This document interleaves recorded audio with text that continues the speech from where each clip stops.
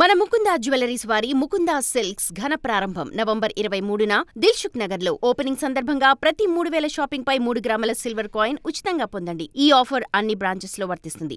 Offer 23 నుండి 30 వరకు మాత్రమే. త్వరపడండి. ఏంటి సార్ ఏలూరు పోలీసులు నిన్న 100 మంది దాకా వచ్చారు. ఇంటి దగ్గరికి మొత్తం ఏరియా అంతా కూడా సరౌండ్ చేసేసారు. ఏమనుకున్నారు ఇక్కడ స్థానికులంతా ఏం జరుగుతుంది అనుకున్నారు? ఏదో జరుగుతుందా అనుకున్నాం తప్ప మావోయిస్టులు ఇక్కడ మకాం వేసి గన్నలతోటి వాళ్ళు వచ్చి మొత్తం అంతా చేస్తుంటే మావోయిస్టులు ఉన్నారని మేము ఎక్స్పెక్ట్ చేయలేదు. ఏదో జరుగుతుంది, ఏదో బాంబులు లాంటివి ఏమైనా ఉన్నాయేమో భయపడ్డాం తప్ప ఇట్లా 15 మంది, ఒకరు ఇద్దరు కాదు, 15 మంది మావోయిస్టులు అనబడే నక్సలైట్స్ ఇక్కడ ఉండి విధ్వంసానికి సృష్టించడానికి ప్రయత్నం చేస్తున్నారనే విషయం తెలిసిన తర్వాత మేము దిగ్భ్రాంతి చెందాం.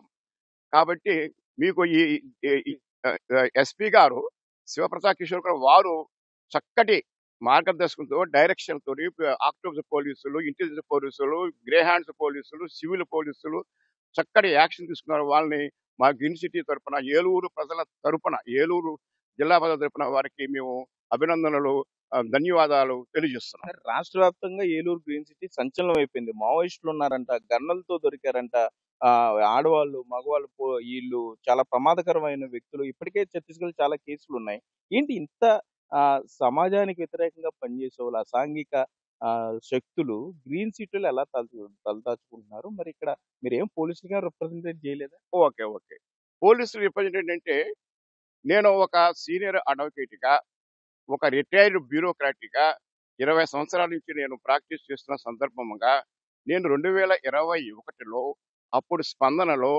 ఏలూరు, అప్పుడు పశ్చిమ గోదావరి జిల్లా ఏలూరు కలెక్టర్ గా కార్తికేయన్ గారు ఉన్నప్పుడు వారికి ఇక్కడ గ్రీన్ సిటీ నగర శివారులో ఉంది, అక్కడ అసాంఘిక శక్తులు సంచరిస్తున్నారని నాకు అనుమానం ఉంది, కాలేజీ పిల్లలు వీళ్ళు వచ్చి చేస్తున్నారు, ఇది అడ్డం పెట్టుకొని తీవ్రవాద భావాలు ఉన్నవారు కానీ శ్రీప్రసర్స్ కానీ వచ్చే అవకాశం ఉంది అని నేను వాళ్ళకి కలెక్టర్ గారికి రిప్రజెంట్ ఇవ్వడం జరిగింది.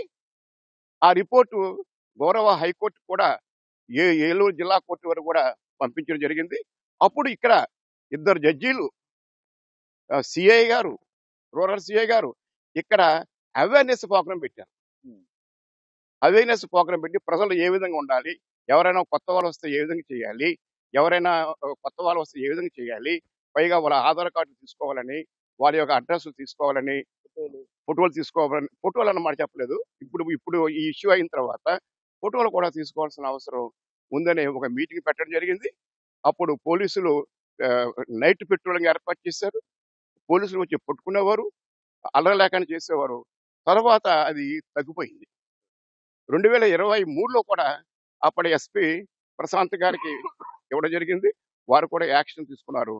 ఏదైనా పోలీసులు వచ్చి అలర్ట్నెస్ చేయాలి, అవేర్నెస్ చేయాలి, ప్రజల్లో భయభ్రాంతులు లేకుండా చేయాలి, ప్రజలకి ధైర్యం కలగజేయాలని కోరుతున్నాను.